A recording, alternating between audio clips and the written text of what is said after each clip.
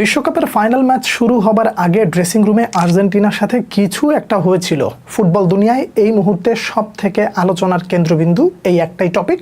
ব্যক্তি হিসেবে যদি আমাকে প্রশ্ন করেন, আমি এর কিছু উত্তর দিতে চাই। প্রশ্ন হলো, উত্তর যদি দেই আপনি নিতে পারবেন তো, বা হজম হবে তো? যদি আপনার হজম করতে অসুবিধা না হয় এবং নিরপেক্ষভাবে আমাকে যদি এই ব্যাপারে মতামত দিতে বলেন, তাহলে কিছু কথা আপনার পক্ষে যাবে, কিছু কথা আপনার বিপক্ষে যাবে। আশা করি পুরো ব্যাপারটা আপনার সামনে তুলে ধরলে কিছুটা আপনি হালকা হতে পারবেন এবং অনেক প্রশ্নের উত্তরও খুঁজে পাবেন। প্রথমত, প্রশ্নটা একেবারে ক্লিয়ার। আর্জেন্টিনার সাথে কি আসলে কিছু একটা হয়েছিল? আর্জেন্টিনাকে কি কোনো একটা অদৃশ্য শক্তি পেছন থেকে টেনে ধরেছে, যে কারণে তারা তাদের ন্যাচারাল ফুটবলটা খেলতে পারেনি? এই প্রশ্নের একদম সহজ উত্তর কি জানেন?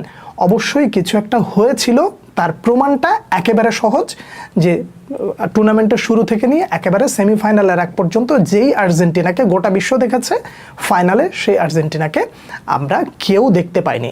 এইটা একটা ভ্যালিড কারণ হতে পারে। আরও কিছু কিছু কারণ দেখা যেতে পারে। মাঠে প্লেয়ারদের বডি ল্যাঙ্গুয়েজ, তারপরে মাঠে প্রবেশের আগে প্লেয়ারদের ওই কিছু কনভারসেশন, তাদের মন খারাপের অবস্থা, এরপরে মাঠে তাদের একেবারে যৌক্তিক ডেডিকেশন না পাওয়া, এরকম অনেক কারণ পাওয়া যাবে। এর ভেতর আরও একটা উল্লেখযোগ্য কারণ আমার কাছে যদি আপনি বলেন, তাহলে আমি সেটা বলবো যে খেলাটা যখন শেষ হয়ে যায় তখন কুটিরেমোরেও বিশ্বের এখন এই মুহূর্তে সব থেকে বেশি নির্লজ্জ একটা ইবলিসের ডিম আছে, সেই ডিমের সাথে মানে হ্যান্ডশেকটা না করা, এই ব্যাপারগুলো নিয়ে আপনি যথেষ্ট পরিমাণে ভাবতে পারেন এবং এইগুলো একটা কারণ অবশ্যই। এবং এটা আমি স্বীকার করছি যে এরকম কিছু একটা হয়েছে বা হতে পারে। এবার আপনাকে এই ব্যাপারটা আরেকটু পেছন থেকে বুঝে আসতে হবে। আর্জেন্টিনার সাথে যেটা ঘটেছে, এটা কি শুধু আর্জেন্টিনার সাথেই ঘটেছে, নাকি আরও কোনো দলের সাথে এগুলো ঘটেছে? এবার আপনার অনেক জিনিস হজম হবে না। শুরু থেকে এতক্ষণ পর্যন্ত অনেক ভালো বলেছেন, হ্যাঁ হ্যাঁ আপনার মতের সাথে মিলে যাচ্ছে, এই পর্যন্ত ঠিক আছে, কিন্তু এখন যে কথাগুলো বলবো এগুলো আপনার ভালো নাও লাগতে পারে। বিষয়টা হলো, শুধুমাত্র আর্জেন্টিনার সাথে এরকম কোনো অদৃশ্য শক্তি কাজ করেছে ব্যাপারটা তা নয়। এরকম অদৃশ্য শক্তি আরও কিছু কিছু দলের ক্ষেত্রে ঘটেছে এবং যেই ব্যাপারগুলো বলার সাথে সাথে অনেকেই সেটাকে ইগনোর করেছেন কিংবা সেটাকে গুরুত্বের সাথে নেন নাই। প্রথমত যে দলটা, সেই দলটার নাম হচ্ছে ইরান। যা করেছে ইরানের সাথে এবার ওয়ার্ল্ড কাপে, এটা কোনো মানুষের জাত করতে পারে না। বিশ্বাস করেন, এগুলো কোনো মানুষের কাজ না। আমি ব্যক্তিগতভাবে যদি এইখানে ফিফার বিরুদ্ধে আঙুল তুলি, তাহলে আপনি সেটাকে ফেলে দিতে পারবেন না। তার কারণ, একটা নেশনকে আপনি ইনভাইট করেছেন, তারা কোয়ালিফাইড হয়ে এসেছে, সেই নেশনকে আপনি যদি ফ্যাসিলিটি দিতে না পারেন, তাহলে আপনি তাদেরকে ডাকলেন কেন? একটা যৌক্তিক আলাপ। এখন সেই জায়গায় ইরানের সাথে কি ঘটেছে খুব ভালো করে বুঝেন বিষয়টা। ইরান এক মাঠে খেলেছে, খেলা শেষ করেছে, খেলার পরে সেখানে স্টে করতে পারে নাই। খেলা শেষ করে সাধারণত প্লেয়াররা কোথায় যায়? হোটেলে যায়, রেস্ট করে। ইরানকে বিন্দুমাত্র থাকতে দেওয়া হয় নাই। দ্রুত ওই স্টেডিয়াম থেকে সরাসরি যেতে হবে এয়ারপোর্টে, সেখানে যেও দেখে বিমান নেই, অপেক্ষা করতে হয়েছে, বিমান আসছে, বিমান এসে তারপরে তাদেরকে অন্য একটা জায়গায় রাখা হয়েছে। এইভাবে করে গোটা টুর্নামেন্ট ইরানের সাথে অন্যায় করা হয়েছে, অবিচার করা হয়েছে। আপনার কাছে কি এই ব্যাপারগুলো মোটেও প্রশ্নবিদ্ধ লেগেছিল? তখন লাগেনি। ইরানের বাদ দেন, এরপরে আলজেরিয়ার সাথে কি হলো তাদেরকে বাদ দেওয়ার জন্য? যা যা ঘটেছে প্রত্যেকটা জায়গা ছিল প্রশ্নবিদ্ধ, এবং প্রশ্নবিদ্ধের সব থেকে উল্লেখযোগ্য জায়গা এই দুটো দলের পরে এসে ঘটেছে মিশরের সাথে। এখন তো আপনি আরও তেলে বেগুনে জ্বলে উঠবেন যে আরে ভাই, মিশরের সাথে আর্জেন্টিনা ফেয়ার খেলেছে, রাখেন আপনার ফেয়ারনেস। আপনি যদি ওইগুলোকে ফেয়ার বলেন, তাহলে অনেকটা দুঃখ লাগবে এটার মতন। এখানে আপনি আপনার নিজের দলের সাথে যেই অন্যায়টা বা একটা অদৃশ্য শক্তি খুঁজেছেন, ওখানেও একটা অদৃশ্য শক্তি ছিল। ওই অদৃশ্য শক্তিটা তখন আপনার পক্ষে কাজ করেছে। ওই অদৃশ্য শক্তিটা আর্জেন্টিনা না থাকে অন্য কোনো দল যদি থাকতো, তাহলে সেটাও তাদের পক্ষে যেত। এখন যেভাবেই হোক, আর্জেন্টিনা দলটা থাকার কারণে ওটা আপনার পক্ষে চলে গেছে, এই জন্য আপনার ওই জায়গায় রিগ্রেট ফিলটা হচ্ছে না। কিন্তু প্রকৃতপক্ষে এই যে কিছু কিছু দলের বিপক্ষে যে একটা অদৃশ্য শক্তি কাজ করেছে, এই সত্যটা আপনাকে মেনে নিতে হবে। এবং এই সত্যটা মেনে নিলে আপনি অনেকটা নিজেকে ভালো বুঝ দিতে পারবেন। আর যদি মেনে না নেন, তাহলেও একটা বিষয় আছে, সেটা ভিডিওর শেষ অংশে বলছি। এই যে মিশরের সাথে যে অন্যায়টা হয়েছে, রেফারি কেন্দ্রিক বিতর্ক, তারপরে হচ্ছে মাঠের ফুটবলে যে ঝামেলাগুলো হয়েছে, সেই ব্যাপারগুলো নিয়ে অনেক কিছু ঘটেছে। আমি একটা বান্দা, প্রতিবাদ করার কারণে মোটামুটি একেবারে যা না তাই করা হয়েছে। যা করার দরকার ছিল না সেটাও আমার সাথে ঘটেছে, ঠিক আছে। কিন্তু এখন এসে যে কান্নাকাটিটা হচ্ছে, এই কান্নাকাটিটার আসলে যৌক্তিকতা কোথায়? সত্যিকার অর্থে এই কান্নাকাটিগুলো দিয়ে আপনি এই মুহূর্তে নিজেকে সান্ত্বনা দিতে পারবেন কিছু একটা হচ্ছে, আমি বলছি কিছু একটা হচ্ছে। আর এই কিছু একটা শুধুমাত্র আর্জেন্টিনার সাথে ফাইনালেই হয় নাই, এই কিছু একটা বা অদৃশ্য শক্তিটা অনেক আগে থেকে অন্যান্য দলের ক্ষেত্রেও ঘটে এসেছে। তখন যখন বলেছি যে ফিফা রিগড, তখন যখন বলেছি যে ফিফার সাথে রাজনৈতিক একটা অদৃশ্য শক্তি কাজ করে, তখন যখন বলেছি যে ফিফা এই ধরনের মানে পক্ষপাতমূলক সিদ্ধান্ত দেওয়া হচ্ছে বা দিচ্ছে, তখন আপনার মানতে কষ্ট হয়নি, তখন আপনার কাছে খুব ভালো লেগেছিল। এখন আপনার কাছে ভীষণ রকম খারাপ লাগছে, কেননা আপনার দলের বিপক্ষে গেছে সেজন্য। যদি আমি আপনাকে এই মুহূর্তে একটু তিক্ত কথা বলি, আপনার কাছে খারাপ লাগতে পারে। গোটা আর্জেন্টিনাকে বলেন কিংবা লিওনেল মেসিকে বলেন, মানে এই বিশ্বকাপে তাদেরকে ব্যবহার করা হয়েছে একটা মার্কেটিং টুল হিসেবে। এই কথাটা শুনতে আপনার কাছে খারাপ লাগবে, কিন্তু খারাপ লাগেন না, মানে লাগায়েন না, একটু অনুরোধ করি বিষয়টা বোঝার চেষ্টা করেন। এই যে মার্কেটিং টুল, ব্যাপারটা কি ঘটেছে, টেনে হেঁচড়ে যেভাবেই হোক, সুবিধা দিয়ে হোক আর যেমনিই হোক, তাদেরকে যদি ফাইনাল পর্যন্ত নেওয়া যায়, ফিফার বিজনেস। এখন ওই বিজনেসের কথাটা যখন বলি, তখন অনেকেই বলেন আমার টাকা আছে, আমার অমক আছে তমক আছে, আমরা কিনে নিয়েছি, কি করবি কর। তখন তো এই কথাটা খুব জোর গলায় বলেছিলেন, কিন্তু এখন কি খারাপ লাগছে?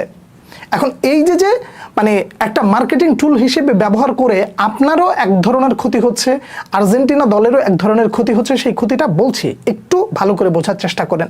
এই যে মার্কেটিং টুল হিসেবে ব্যবহার করে ফাইনাল পর্যন্ত টেনে নিয়ে যাওয়া, এইটা এক ধরনের বিজনেস, এটা আপনি মেনে নেন।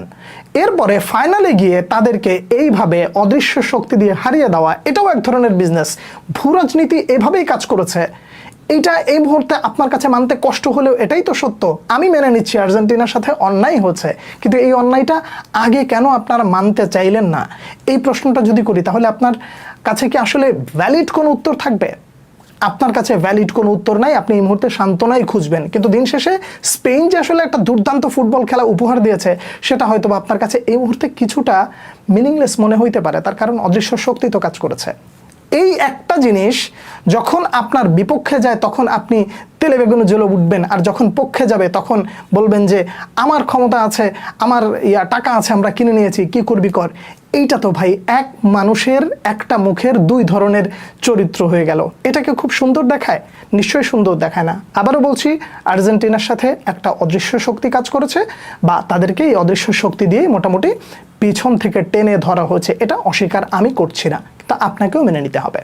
এবার আসেন, মার্কেটিং টুল হিসেবে ব্যবহার করার কারণে অ্যাবসলিউটলি যেটা ঘটেছে এবং অদূর ভবিষ্যতে যেটা হইতে পারে, সেই ব্যাপারে একটা ছোট্ট ব্রিফ দেই আপনাকে। মানতে কষ্ট হইলেও ব্যাপারটা মাথায় রেখেন, এখন না মানলেও পরবর্তী সময় মেনে নিয়েন বা মিলিয়ে নিয়েন। আর্জেন্টিনা এবং লিওনেল মেসিকে মার্কেটিং টুল হিসেবে ব্যবহার করার লাভ কার? ফিফার। বিশ্ব রাজনীতিতে তারা যেভাবে যে ব্র্যান্ড অ্যাম্বাসেডরকে যেভাবে ব্যবহার করতে চেয়েছে, তারা সেটা সেভাবেই করবে। কিন্তু ঘটনাটা কি দাঁড়াবে জানেন? আমি আপনি তো ভাই সাধারণ দর্শক, আমার আপনার কাছে একটা ব্যাপার কি দাঁড়াবে জানেন? লিওনেল মেসি, একদম ক্লিয়ার স্টেটমেন্টটা মনে রাখেন, লিওনেল মেসি যদি 2022 বিশ্বকাপটা না জিততেন, তাহলে আপনি কটু কথা শুনতেন কতটুকু, যে লিওনেল মেসি ফ্লপ জাতীয় দলের জন্য। কিন্তু লিওনেল মেসিকে যত দুনিয়ার যে যাই বলুক না কেন, তার গ্রেটনেস নিয়ে প্রশ্ন করার সুযোগ আছে আমার কাছে ব্যক্তিগতভাবে নাই। সোজাভাবে শোনেন, লিওনেল মেসিকে বিশ্বকাপ দিয়ে জাজ করার কোনো যৌক্তিকতা আমার কাছে ব্যক্তিগতভাবে নাই। তার কারণ সে যে লেভেলের খেলোয়াড়, তার যেই গ্রেটনেস, সেটা নিয়ে আপনি আমাকে যত প্রশ্ন করেন, আমি এক কথা বলবো, গ্রেট প্লেয়ার, শেষ। কিন্তু তার অ্যাচিভমেন্টটাকে প্রশ্নবিদ্ধ করার কারণে পরবর্তী প্রজন্ম যখন এই ব্যাপারগুলো দেখবে যে লিওনেল মেসির একটা অর্জন প্রশ্নবিদ্ধ, সেই প্রশ্নবিদ্ধ কেন ভাই, আর্টিকেল কিন্তু সব থেকে যাবে। এখন যে বিতর্কগুলো হচ্ছে, এই বিতর্কগুলো কিন্তু হারিয়ে যাবে না, থেকে যাবে। এই বিতর্কগুলো যখন তাদের কাছে আসবে, তারা যখন এই বিশ্লেষণগুলো দেখবে, শুনবে, আর্টিকেল পড়বে, তখন তাদের মনের মধ্যেও একটা কিন্তু থেকে যাবে। সেই কিন্তুটা কি? লিওনেল মেসি গ্রেট, কিন্তু তার অ্যাচিভমেন্টে কোনো না কোনো একটা অদৃশ্য ছোঁয়া ছিল, আর এই অদৃশ্য ছোঁয়ার কারণে লিওনেল মেসি বিতর্কিত হচ্ছেন। আমার কাছে ব্যক্তিগতভাবে লিওনেল মেসিকে এইভাবে বিতর্কিত করার কোনো যৌক্তিকতা আমি দেখি না, এবং আমি এটাকে পছন্দও করি না।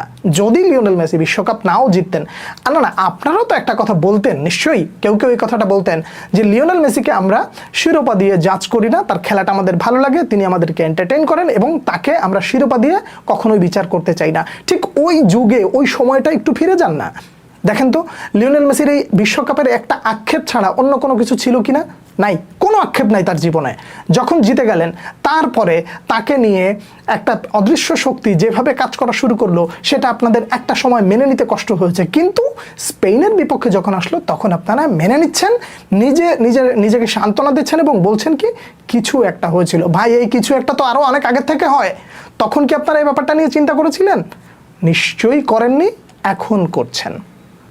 এই যে কিছু একটা হওয়া, এটা ফুটবলের সংস্কৃতি না, এটা ফুটবলের ভাষা না। এখন ফুটবলটা এভাবেই কমার্শিয়ালি কনভার্ট হয়ে যাচ্ছে, যেখানে আগে আমরা বলতাম football is all about emotion, এখন হয়ে গেছে football is all about business. পক্ষে গেলে জোর গলায় বলবেন আমার টাকা আছে আমি কিনে নেই, বিপক্ষে গেলে বলবেন যে আমাদের সাথে কিছু একটা হলো। এটা সব পক্ষের জন্য। যদি কালে ভদ্রে কোনো দিন এই সেম স্ট্র্যাটেজি ব্রাজিলের ক্ষেত্রেও হয়, তখনও দেখবেন কেউ এভাবেই বলবে এখন তো এগুলো চোখে পড়ে না, কেননা তাদের পক্ষে গেছে। যে এই জন্যই বলি যে যখন পক্ষে যায় তখন বাহবা না দিয়ে পুরো বিষয়টা যদি একটু অবজারভেশন করা হয় তাহলে বোধহয় অনেকটাই সহজ, বা যে কোনো জিনিস একটা সুস্থ সমাধান আপনিও খুঁজে পেতে পারেন। আমার কাছে এই ব্যাপারটা যা মনে হয়েছে, যেমন মনে হয়েছে, আমি আপনার সামনে ক্লিয়ার কাট একেবারে ফিল্টার ছাড়া তুলে ধরার চেষ্টা করেছি। আপনারা কে মনে করছেন জানাবেন। পরবর্তী ভিডিওতে দেখা হচ্ছে আবারও। সে পর্যন্ত অনেক ভালো থাকবেন। আল্লাহ হাফেজ।